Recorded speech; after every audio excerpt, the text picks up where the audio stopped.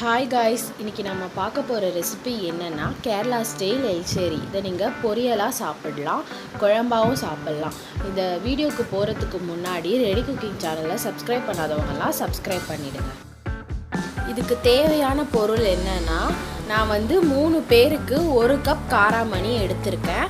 அந்த காராமணியை நல்லா கழுவி குக்கரில் போட்டு வச்சுருக்கேன்.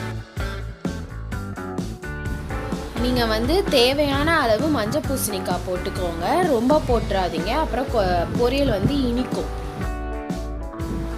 இப்போ நான் 1 ஸ்பூன் மிளகாய் தூள் போட்டுக்கிறேன்.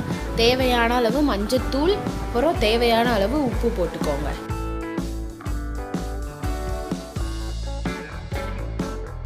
அப்புறம் 3 கிளாஸ் தண்ணி ஊற்றி விசில் வச்சுக்கோங்க.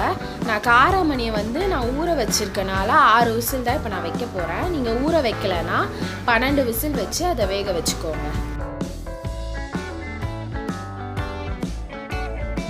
இப்போ நம்ம 6 விசில் வச்சு இப்போ நல்லா வெந்துருச்சு எனக்கு.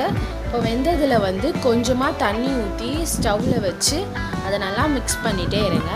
அப்போ தான் அது ஒரு பொரியல் மாதிரி நமக்கு கிடைக்கும்.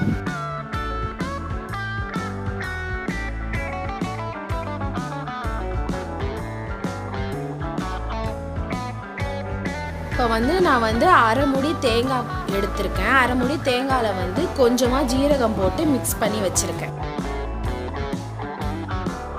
இப்போ நம்ம தேங்காவை நல்லா மிக்சியில் போட்டு அரைச்சிக்கோங்க. அரைச்சிட்டு நம்ம காராமணி பண்ணி வச்சுருக்கோம்ல, அதில் போட்டுட்டு நல்லா மிக்ஸ் பண்ணிக்கோங்க.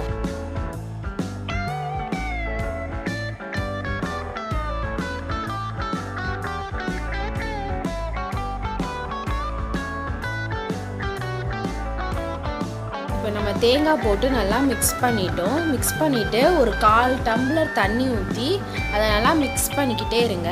இதை நீங்கள் திக்காக பண்ணால் தான் ஒரு நல்ல டேஸ்ட்டாக இருக்கும். திக்காக வர வரைக்கும் அதை மிக்ஸ் பண்ணிக்கிட்டே இருங்க. இப்போ பாருங்கள், நமக்கு கொஞ்சமாக திக் கன்சிஸ்டன்சிக்கு வந்துடுச்சு. அதை கொஞ்ச நேரம் நல்லா கொதிக்க விட்டுடுங்க.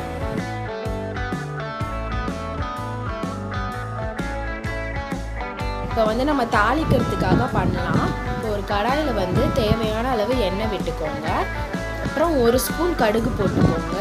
அப்புறம் 2 காஞ்ச மிளகாய் போட்டுட்டு தேவையான அளவு கருவேப்பிலை போட்டுட்டு அதை நீங்கள் தாளித்து எடுத்துக்கோங்க. இப்போ நான் தாளிச்சிட்டேன். சுவையான கேரளா ஸ்டைல் எல்சேரி ரெடி.